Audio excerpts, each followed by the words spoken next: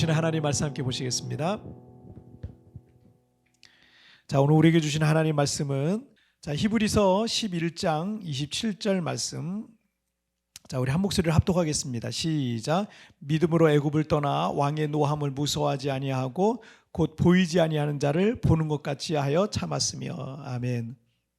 자, 오늘 말씀의 제목 함께 읽겠습니다. 시작. 불안한 인생 어떻게 살까? 다시 한번 시작. 불안한 인생 어떻게 살까?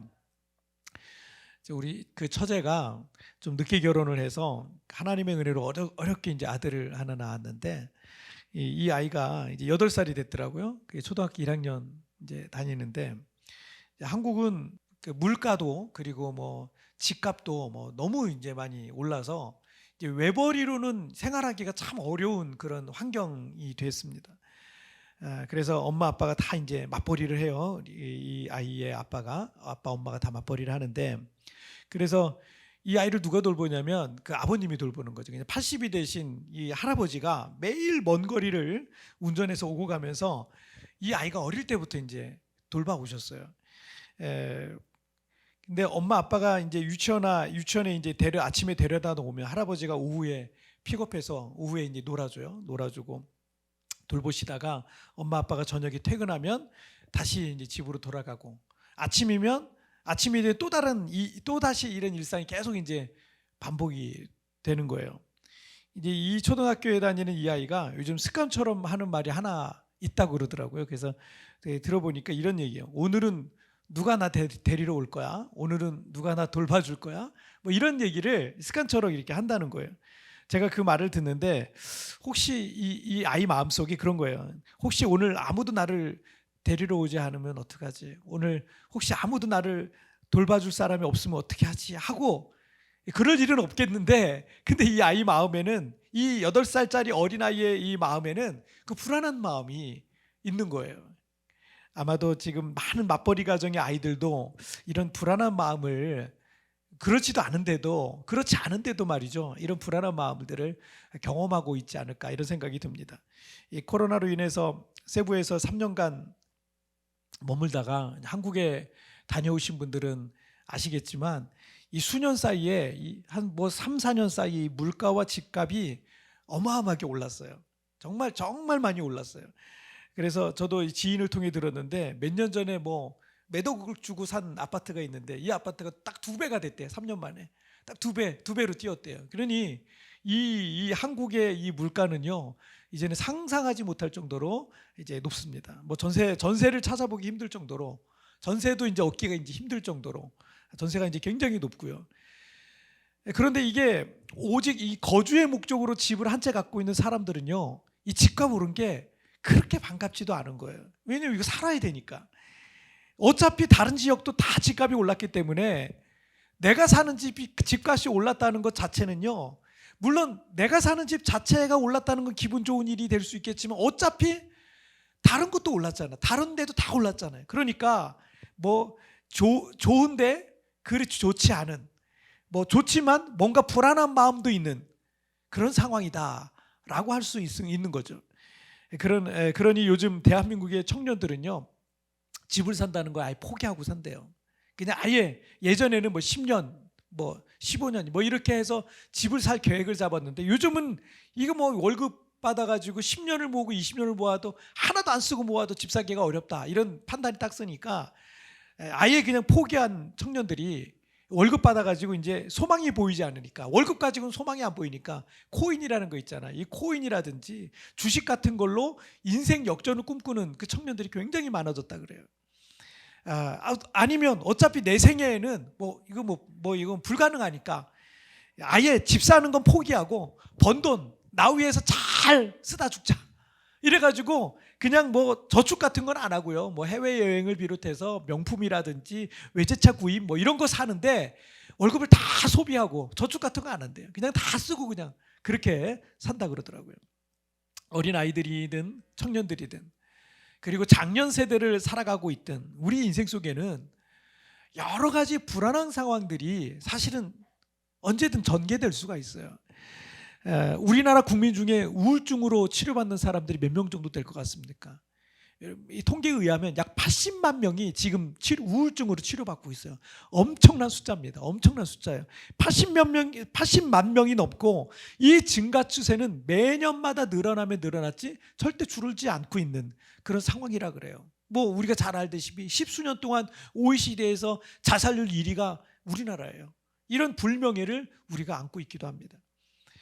우리가 예수님을 믿으며 신앙생활하고 있지만 순간순간 우리의 마음을 불안하게 하는 그런 인생을 우리는 살아내야 돼요. 순간순간 우리의 마음을 불안하게 만들지만 그런데 우리는 이 인생을 살아내야 되잖아요. 교회를 다닌다고 해서 모든 불안한 상황들이 우리를 피해가는 건 아닙니다. 뭐 진로 문제, 물질 문제, 가정 문제, 인간관계 문제, 돈 문제, 직장 문제, 우리를 불안하게 만드는 요인들이 가득한 이 세상에서 우리는 어떻게 이 인생을 살아가야 될까요? 자, 우리 첫 번째 주제 함께 읽겠습니다. 시작. 인생의 축을 바꿔라. 다시 한번 시작. 인생의 축을 바꿔라. 자, 모세는 이스라엘 사람이었지만 40년간 애굽의 왕자 중 한 사람으로 성장한 사람입니다. 오늘 본문 히브리서 11장 27절 말씀을 보시면 믿음으로 애굽을 떠나 왕의 노함을 무서워하지 아니하고 곧 보이지 아니하는 자를 보는 것 같이 하여 참았으며. 성경에서 모세가 애굽을 떠난 것은 두 차례에 걸쳐 나옵니다. 한 번은 40세 때 애굽 사람이 히브리 노동자를 막 괴롭히는 그 모습을 보고 그를 히브리 사람을 구해 주려다가 애굽 사람을 쳐 죽였어요. 그래서 바로 왕이 그 사실을 알고 모세를 죽이려 하니까 모세가 떠나서 미디안 광야로 피신했다는 내용이 나옵니다.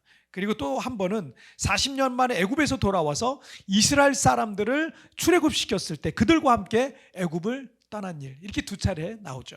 자, 그런데 오늘 본문의 기록에 의하면 모세가 애굽을 떠난 행위를 믿음으로 애굽을 떠나라고 기록하고 있어요. 믿음으로 애굽을 떠나. 자, 즉 모세가 애굽을 떠난 것은 믿음의 행위였다라는 거죠. 무슨 말이냐면 하나님에 대한 믿음이 없었다면, 이 세상이 아닌 천국에 대한 소망이 없었다면 모세는 결코 그 애굽을 떠나지 아니했을 것이다 라는 거죠. 자, 모세에게 있어서 애굽이란 곳이 어떤 곳입니다. 어떤 곳입니까? 그는 히브리인으로 태어났지만 그는 40세가 될 때까지 철저하게 애굽의 교육과 훈련을 거친 사람이었어요. 그는 히브리계 애굽인이죠. 히브리계 애굽인으로 성장했을 뿐만 아니라 비록 양자일지라도 애굽 왕족의 일원으로 성장했어요. 그는 왕족으로서 누릴 수 있는 것들을 다 누리면서 사실은 큰 풍요와 영광 가운데 살고 있었어요. 자신이 히브리인이고 자신의 동족들이 노예 생활로 박해받으며 살고 있었지만 모세가 그냥 자기만 두 눈 딱 감고 그냥 애굽인으로 살면요, 어차피 히브리계 애굽인이니까 그냥 두 눈 딱 감고 살면 그는 그냥 꽃길만 걸을 수가 있었던 거죠. 자, 그런데 24절 말씀에서 믿음으로 모세는 장성하여 바로의 공주의 아들이라 칭함받기를 거절하고 라고 말씀하고 있죠. 자, 꽃길만 걸을 수 있었던 모세가 그 영광스러운 자리를 박차고 믿음으로 일어났다라는 얘기죠. 자, 그리고 25절을 보면 도리어 하나님의 백성과 함께 고난받기를 잠시 죄악의 낙을 누리는 것보다 더 좋아하고. 자, 모세가 애굽에서 바로 왕의 왕족의 일원으로 사는 것을 뭐라고 했어요? 잠시 죄악의 낙을 누리는 것이라고 말을 하고 있어요. 풍요 속에 사는 것, 여러분 큰 부자로 사는 것, 큰 권세를 갖고 사는 것, 그런 것 자체는 절대 죄일 수가 없어요. 모세가 어쩌다 보니까 애굽의 왕족의 일원이 되었지만 그 고귀한 신분을 유지하면서 죄짓지 않고 착하게 살면 되는 거 아니겠습니까? 어떻게 보면 모세는 금수저를 물고 태어난 행운아였던 거죠. 하지만 그렇다고 해서 모든 금수저가 금수저를 물고 태어난 것이 죄라고 말할 수는 없는 거 아니겠습니까? 그런데 왜 성경은 그것을 죄악의 낙이라고 기록하고 있는 걸까요? 자, 여기에는 두 가지 의미가 있어요. 첫째로 애굽은 하나님이 없는 삶, 하나님을 섬기지 않는 삶을 상징하는 장소입니다. 자, 요한복음 16장 9절에 보면 죄에 대하여라 함은 그들이 나를 믿지 아니함이요 라고 말씀하고 있어요. 성경은 하나님을 믿지 않는 것, 하나님을 섬기지 않는 것 자체가 죄다라고 말씀하고 있어요. 제가 하나님을 몰랐을 때 저는 나름대로 양심껏 비난받을 만한 큰 죄를 저지르지 않고 살고 있었기 때문에 제 양심이, 그런데 저 자신을 그래서 저는 죄인이라고 생각하지 않았었어요. 하지만 주님을 믿고 나니까 이 죄라고 하는 이 기준이 얼마나 잘못되었는지를 알게 되었어요. 저의 생각이라든지 저의 판단이라든지 저의 가치, 이런 거는 결코 절대적인 기준이 될 수가 없는 겁니다. 기준이 잘못된 거예요. 그러니까 제가 기준이 됐는데 이 기준이 잘못되어 있으니까 죄가 죄인지도 모르고 살았던 거죠. 예수 그리스도를 마음에 영접하면서 내 삶의 모든 기준은 성경이 됐습니다. 하나님의 말씀에 비춰봤을 때 그 말씀에서 벗어난다면 그거는 죄가 되는 거예요. 예수를 믿지 않았을 때는 내 생각으로 그 정도는 괜찮아 라고 했던 것도요, 하나님 앞에서는요 죄였더라고요. 하나님을 믿지 않는 것은 기준이 없는 삶을 말하고, 기준이 없다라는 얘기는 죄악에 빠질 수밖에 없는 인생이다라는 걸 말합니다. 그래서 모세는 애굽의 왕궁에서의 생활을 죄악의 낙이다라고 말했습니다. 자, 그리고 그렇게 말한 두 번째 이유는 사명을 잃어버린 것은 범죄이기 때문입니다. 어떤 여자가 아이를 낳았어요. 그런데 그 아이를 버린다면 그건 뭐예요? 범죄죠. 모든 부모에게는 자녀를 양육해야 될 사명이 있지 않겠습니까? 목사는 성도를, 양을 돌봐야 되는 거고요. 교수와 선생은 학생들을 잘 가르쳐야 되는 거고요. 검사와 경찰인 사람은요, 범죄를 눈 감아주지 말고 마땅한 벌을 받게 해야 되는 게 그들의 역할이고 그들의 사명인 거예요. 우리 각자에게는 하나님의 소명과 사명이 있습니다. 소명은 하나님께서 우리를 부르셨다는 거고, 사명은 그 하나님의 부르심 속에는 반드시 우리를 향한 하나님의 계획, 하나님의 뜻, 하나님의 명령이 있다는 것을 말하는 거예요. 자, 그것이 지식과 재능이든 부와 물질이든 어떤 환경이든 우리에게 뭔가를 맡기셨습니까? 여러분에게 재능을 주셨습니까? 여러분에게 물질을 주셨습니까? 여러분에게 시간을 주셨습니까? 어떤 환경이든 우리 모두에게 그런 걸 맡기셨을 때 거기에는 반드시 하나님의 뜻이 있는 겁니다. 그런데 그 뜻을 저버리면 어떻게 된다고요? 그것은 죄가 되는 거예요. 아무리 좋은 환경 속에 있다 할지라도 사명을 잃어버렸다? 죄입니다. 애굽의 바로 왕에 의해 이스라엘의 유아들이 모두 살해되던 때 하나님께서 모세를 살리신 이유, 바로의 공주가 그를 양육하도록 하신 이유, 애굽의 왕궁에서 왕족의 일원으로서 모든 최상의 교육을 받게 하신 이유, 그 이유가 모세 한 사람 잘 먹고 잘 살게 하려고 하신 게 아니었다는 거예요. 그래서 모세가 애굽에서의 그 호라운 삶을 뭐라 그랬어요? 잠시 죄악의 낙이라고 했던 거예요. 여러분, 사명을 잃어버린 삶은 죄악의 낙을 누리고 있을 뿐입니다. 하나님 앞에서는 그건 아무것도 아닌 거예요. 오히려 죄 속에 계속 갇혀 있는 것과 같은 겁니다. 자, 그런데 여기에서 모세에게 있어 아주 중요한 가치의 변화가 일어난 거예요. 자, 그것은 모세 인생의 축이 바뀐 겁니다. 사람마다 중요하게 생각하는 게 있어요. 어떤 사람은 돈이 중요하다고 생각하면서 평생을 살아가고 있습니다. 그런데 어느 날 갑자기 죽을 병에 걸리면요, 건강만큼 중요한 게 없어요. 돈이 내 인생의 축이라고 생각했는데, 그런데 어느 날 보니까, 아파 보니까 건강만큼 중요한 게 없는 거예요. 여러분, 우리 부모들이 자녀가 공부 잘해서 좋은 대학 들어가고 좋은 직업 갖고 성공하길 바라는 게 아마 자녀를 향한 꿈인 부모가 많을 겁니다. 그런데 여러분, 그 어린 자녀가요, 어느 날 시름시름 한번 아파 보세요. 여러분, 그딴 거 아무것도 필요 없고 그 자녀가 건강하게만 잘 자라기 바라는 것이 부모의 마음이 될 겁니다. 바뀌는 거죠. 인생의 축이라는 것은 각 사람이 가장 중요하게 생각하는 것을 말합니다. 자동차의 그 양 바퀴가 하나의 축으로 연결되어 있어서 앞으로 굴러갈 수 있는 것처럼 나를 움직이게 하는 것, 나를 살아있게 하는 것, 내가 사는 이유와 목적을 여러분 인생의 축이다라고 할 수 있습니다.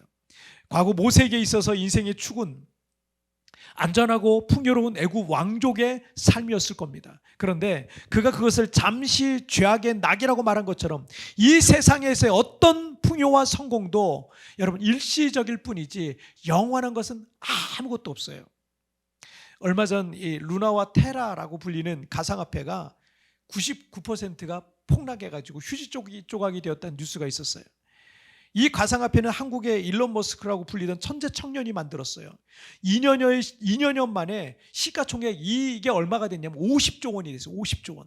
50조 원에 이르는 초대형 프로젝트가 됐습니다. 이 30살밖에 안 된 청년이 만든 거예요. 그런데 한순간에 폭락해서 그 가상화폐 모든 것을 걸었던 청년들, 특별히 청년들이 많이 걸었는데 이 청년들은요 지금 밤잠을 못 자면서 불안에 떨고 있다 그래요. 이 세상에 과연 나에게 가장 안전한 장소, 가장 안정적인 직업, 직장, 영원히 변치 않을 안락한 환경과 같은 것들 여러분 있겠습니까? 수십조 원에 이르는 돈도 한순간에 휴지 조각이 될 수 있다는 것을 여러분 우리는 지금 목격하고 있는 거예요. 모세가 애국 왕궁의 안락한 삶을 포기하지 못해서 사명을 저버리고 히브리계 애굽인으로 살면서 그 자리에 눌러 앉아 있었다면 모세는 애굽에서 영원히 그냥 살 수 있었을까요? 하지만 히브리인을 늘 탐탁지 않게 생각했던 바로 왕이 히브리계 애굽인이었던 이 모세를 가만뒀을까요? 그리고 모세가 사명을 저버렸다면 하나님께서 또 다른 사람을 일으켜서 이스라엘을 출애굽시키셨을 겁니다. 그리고 애굽의 왕족으로 남아있던 모세는요 출애굽 과정에 이 재앙을 당한 희생자 중에 애굽 사람들이 많이 희생을 입었죠. 그 애굽에서 희생을 당한 재앙으로 희생당한 희생자 중에 한 사람 중에 모세도 있었을 겁니다. 여러분 이 세상에 물질도 사람도 환경도 직업도 우리 인생의 축이 될 수 없고 되어서도 안 됩니다. 만약 그런 것이 우리 인생의 축이라고 생각하고 그것을 의지하고 살아가는 사람들은요 불안한 마음을 떨쳐버릴 수가 없어요. 사람 믿는 사람, 여러분 그 사람의 감정이, 내가 믿고 있는 그 사람의 감정이 흔들려 보세요. 그 사람의 환경이 바뀌어 보세요. 그 사람의 마음이 바뀌어 보세요. 나를 향한 마음이 바뀌어 버리세요. 불안할 수밖에 없는 거예요. 여러분 내가 믿었던 물질의 변화가 생겨보세요. 불안할 수밖에 없는 거예요. 내가 믿었던 환경이 변해보세요. 내가 인생의 축이라고 생각했던 그 안정적인 것들이 변해보세요. 불안할 수밖에 없는 거예요. 그렇기 때문에 그런 것들은요 우리 인생의 축이 될 수 없고요 되어서도 안 되는 겁니다. 의지했던 것들이 어떤 변화가 있을 때마다 우리는 늘 불안과 걱정 속에 살아갈 수밖에 없는 거예요. 모세가 애굽 왕궁에서의 삶을 떨치고 일어나서 하나님만을 바라보면서 의지하는 삶으로 인생의 축을 바꿨던 것 같이 여러분 우리의 인생의 축이 바뀌기를 주님의 이름으로 축복합니다. 그때부터 우리는 인생 속에서 일어날 수 있는 여러 가지 상황들로부터 우리는 자유함을 누리게 될 거예요. 하나님께서 내 인생을 책임지고 계심을, 하나님께서 우리의 가정과 자녀들을 책임지고 계심을 여러분 믿으시기를 주님의 이름으로 축복합니다. 자, 우리 두 번째 주제에 함께 읽겠습니다. 주님께 시선을 고정하라. 다시 한번 시작. 주님께 시선을 고정하라. 이 자전거를 처음 배울 때 혹시라도 이 타다가 넘어져서 다칠까 이제 많이 걱정을 하잖아요. 그런데 자전거를 탈 때 땅을 바라보게 되면요 중심을 잃고 중심을 못 잡고 흔들리게 되고 결국 넘어지게 돼 있어요. 그래서 두 가지 원칙, 자전거 탈 때 두 가지 원칙만 잘 지켜도 자전거 위에서 중심을 잘 잡고 넘어지지 않고 잘 갈 수 있습니다. 빨리 자전거 배울 수 있어요. 하나는 땅을 바라보는 게 아니라 정면을 바라보는 거야. 내가 가고자 하는 정면을 바라봐야 돼요. 그래야 중심을 잡을 수 있어요. 또 하나는요 페달을 멈추지 않고 계속 밟는 거예요. 자, 이 두 가지만 꼭 명심해도 우리가 자전거 잘 탈 수 있어요. 자, 우리가 신앙생활하면서 넘어지지 않는 것도 똑같아요. 첫째는 사람이나 환경을 바라보는 것이 아니라 눈을 들어서 하나님만을 바라보는 거예요. 사람 환경 바라보지 마세요. 여러분 내가 의지했던 것들, 인생의 축이라고 생각했던 것들 그딴 거 바라보지 마세요. 눈을 들어서 하나님만 바라보세요. 그러면 주변에서 누가 뭐라고 하든 환경이 어떻게 바뀌든 시선이 주님께 고정되어 있으니까요 흔들리지 않는 거예요.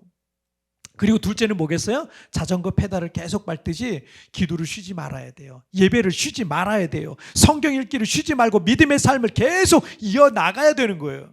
그러면 중간중간 힘들긴 해도 멈추지 않고 넘어지지 않으니까 계속해서 그 사람은요 믿음의 진보를 이어나갈 수가 있는 거예요. 힘들다고 교회생활 힘들다고 교회생활 잠깐 끊는다고 학원 끊듯이, 여러분 무슨 학원 끊듯이 교회생활 끊는 분들이 있더라고요. 여러분 그거 아니에요. 건강한 게 아닙니다.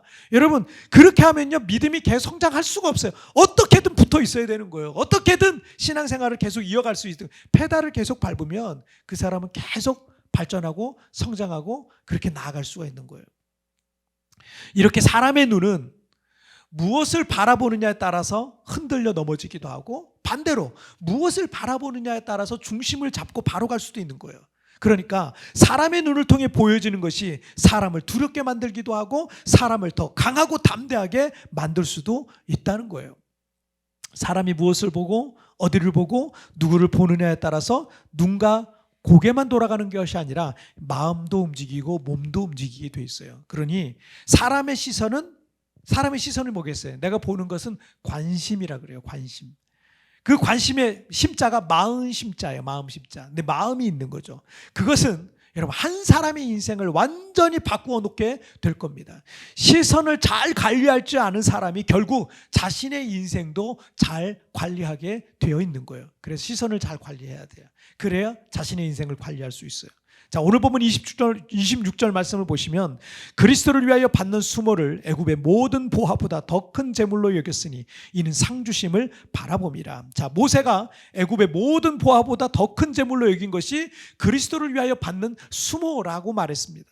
그러니까 모세 앞에 두 가지가 보였어요. 하나는 애굽에서의 안락한 삶과 큰 재물이 따라온 풍요로운 삶이었고요. 다른 하나는 장차 하나님께서 주실 상이었습니다. 하나는 이 세상에서의 보화를 말하는 거고 하나는 내세에서 받게 될 보상을 말하는 거예요. 자, 모세의 눈에 보여지는 이 두 가지 중에서 그는 현세가 아닌 내세를 택했던 거죠. 이 땅이 아닌 하나님을 선택했다는 거예요. 그의 시선이 이 땅에 집중되어 있지 않고 그는 하나님께 시선을 고정했다는 겁니다. 그는 믿음으로 애굽을 떠날 때 주님께 시선을 고정하기로 했던 겁니다. 지금 우리 육신의 눈으로 보이는 것이 우리를 속일 수 있다는 것을 기억하세요. 저 사람은 절대 그럴 사람이 아니야.